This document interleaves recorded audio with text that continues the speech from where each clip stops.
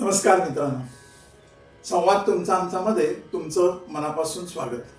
मित्र हो, आता आपण श्रीमद वासुदेवानंद सरस्वती स्वामी महाराजांच्या चरित्रातील आणखी एक पुढचा प्रसंग पाहणार आहोत. चला तर मग येत आहे ना. हरिओम. पवनी येथील एका बाईचा नवरा रागाने घरातून निघून गेला होता. 12 वर्षे झाली तरी त्याचा काहीही पत्ता नव्हता. ती बाई अत्यंत दुःखात दिवस कंठीत होती. तिने एकदा महाराजांच्या दर्शनास येऊन आपले दुःख महाराजांना सांगितलं.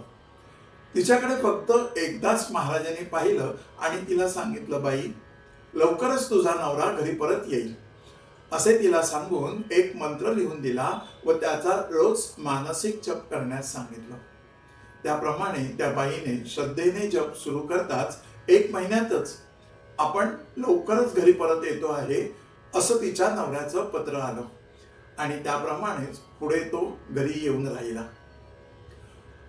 एकदा महाराजांच्या दर्शनास काही मद्रासी बायका आल्या होत्या. त्या विधव्या होत्या, सकेशा होत्या. त्यांना पाहताच महाराज तोंड फिरवून बसले. ते पाहून त्या बायकांनी त्याचं कारण विचारलं. तेव्हा महाराजांनी सांगितलं, शास्त्राविरुद्ध वागणाऱ्यांचं तोंड मी कधीच पाहत नाही. तेव्हा त्या बायका म्हणाल्या, केस व कुंकू काही आम्हाला नवऱ्यापासून मिळालेलं नाही. केस तर जन्मापासूनच आम्हाला आहेत. कुंकू सुद्धा लहानपणापासून मुलींना लावलं जातं. तरी नवरा गेल्यावर केस आणि कुंकू काढून टाकण्याचं काय कारण बरं? हे भाषण ऐकून महाराज म्हणाले, जन्मतः जसा लहान आकार असतो तसाच पुढेही का राहत नाही बरं? लहानपणाच्या मोठेपणाच्या आकारात, वागण्यात, ज्ञानात, सर्वात दृष्टीने काही फरक असतोच ना. तुम्ही जन्मतः जसे होता तसे या, म्हणजे मग मी तुम्हाला दर्शन मला देता येईल. असे महाराजांचे स्पष्ट मुद्देसूद भाषण ऐकताच त्या बायकांच्या मनावर त्याचा परिणाम होऊन दुसऱ्या दिवशी त्या केशावपन करून आल्या. नंतर त्यांना महाराजांनी दर्शन दिलं. महाराजांचं दर्शन झालं. असंच एकदा एक बाई दर्शनास आली होती. तिने महाराजांच्या पुढे नारळ ठेवला व अधेनीच्या ऐवजी एक गिनी तिने चुकून ठेवली. पण असे पाहून तिच्या मनाची घालमेल झाली, चलबिचलता झाली. कारण तिने गिनी ठेवली होती. पण ती परत कशी घेणार बरं? तिला ती परत कशी घेता येणार नव्हती. या विचाराने ती तेथे स्वस्थ बसून राहिली. महाराजांनी तिला ती गिनी परत घेण्याचे सांगितलं.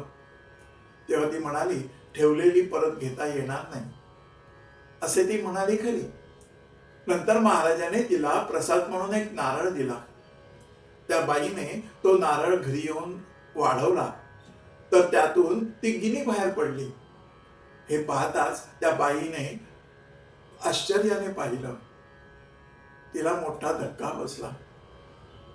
तिला महाराजांचं कौतुक वाटलं. कोल्हापूरकडील शंकर शास्त्री गोळवणी यांनी दर्शनास येण्याची आपली इच्छा असल्याबद्दल महाराजांना पत्र पाठवलं होतं. आपणच वाडीत येऊन तुम्हाला दर्शन देऊ असं त्यावेळी महाराजांनी कळवलं. इकडे येण्याची आता गरज नाही, इकडे येऊ नये असं महाराजांनी जरी कळवलं पण त्यांना धीरच नव्हता. ते तरीही निघून तिकडनं पवनीस आले. तेथे येताच त्यांना ताप येऊ लागला. तो ताप वैद्यांनी बघितलं. वैद्यांनी सांगितलं की हा 40 दिवस तरी जाणार नाही. तेव्हा घाबरून शंकर शास्त्री महाराजांकडे आले व आपली आज्ञा मोडल्याबद्दल क्षमा मागू लागले. त्यांनी कृपा करण्याबद्दल महाराजांना प्रार्थना केली. महाराजांनी त्यांना घाबरू नकोस असे सांगून तीर्थ व अंगारा दिला. तीर्थ अंगारा लावताच ताप उतरेल असंही सांगितलं आणि त्याप्रमाणे करताच रात्री घाम येऊन त्यांचा ताप उतरला. पुढे चातुर्मास संपेपर्यंत शंकर शास्त्री तेथेच राहिले. तेथेच त्यांनी आपल्या मातोश्री, कनिष्ठ बंधू वामनराव व धाकटी बहीण गोदावरी यांना तिथं बोलावून घेतलं. चातुर्मास समाप्तीच्या वेळी त्याच्या आदल्या दिवशी पूर्व दिवशी महाराजांकडून त्यांना अनुग्रह देवविला. कसं असतं ना, ज्ञान हा देहाबाहेरील भाग आहे. त्याचा देहाशी काहीही संबंध नाही. खरे तर ज्ञान ग्रहण करावे लागते.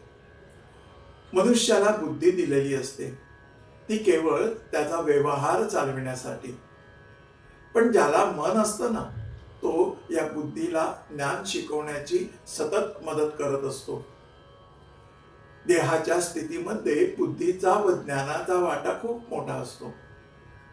बुद्धी ही पूर्ण स्वरूपाची नाही बरं, अपूर्ण आहे. त्यामुळे तिला सगळ्याच गोष्टी माहिती असतात असं नाही. हे विश्व पूर्ण ज्ञानाने भरलेलं आहे. आपण जेव्हा एखाद्याला ज्ञानी माणूस म्हणतो ना, त्यावेळेला ते ज्ञान त्याच्याजवळ एकूण या ज्ञानाच्या पसाराच्या पुढे अगदी क्षुल्लकच असतं. आपण कधी कधी काही जणांना ब्रह्मज्ञानी, तत्वज्ञानी असेही म्हणतो. आणि अशा लोकांनी कितीही मोठमोठी उदाहरणं देऊन, संकेत मांडून स्वतःचं असलेलं ज्ञान सांगितलं ना, तरी ते पूर्ण ज्ञानाच्या अल्पसंख्येतच असतं. लक्षात घ्या. ज्याला बुद्धी आहे पण ज्ञान शिकण्याची इच्छा नाही, किंवा प्रगल्भ बुद्धी असून तो कुठलेही ज्ञान घेण्याच्या किंवा देण्याच्या वाटेला जात नाही, तो खरा ज्ञानी समजायचा. कारण तो जाणत असतो, त्याला माहित असतं की आपल्याला माहित असलेलं ज्ञान हे खूप अल्प आहे. तसं पाहिलं तर अपूर्ण हे पूर्णत्वाचंच अविभाज्य भाग आहे. लक्षात आलं? अपूर्ण हे पूर्णत्वाचंच अविभाज्य भाग आहे. जे पूर्ण नाही ते अपूर्ण, बरोबर ना? म्हणजेच काही अंशाने ते कमी आहे इतकंच, हो ना?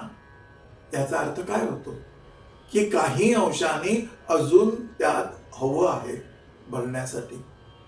तिथे ज्ञानाची गरज आहे, म्हणून ते अपूर्ण आहे. म्हणजेच मग पूर्णपणा ते ज्ञान आलं तर होऊ शकेल.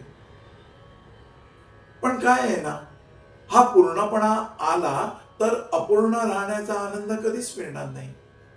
खरं आहे ना? कारण पूर्णत्व म्हणजेच सद्गुरु किंवा ईश्वरी शक्ती समान आहे. सद्गुरूंच्या कृपेने उच्च साधकाला त्रिकाल ज्ञान प्राप्त होत असतं. ज्ञानाचा ओघ दिला जात असतो आणि त्यावेळेस तो साधक पूर्णत्वाकडे पोहोचतो. असे भक्त ईश्वर समान असतात, सद्गुरू समान असतात. आपले श्रीमद वासुदेवानंद सरस्वती स्वामी महाराज सुद्धा ईश्वर स्वरूप होते, त्रिकाल ज्ञानी होते. आपल्यासारखे साधक हे नेहमीच अपूर्ण आहेत, याची पूर्णपणे खात्री बाळगावी. आणि अपूर्ण मध्येच आनंद आहे.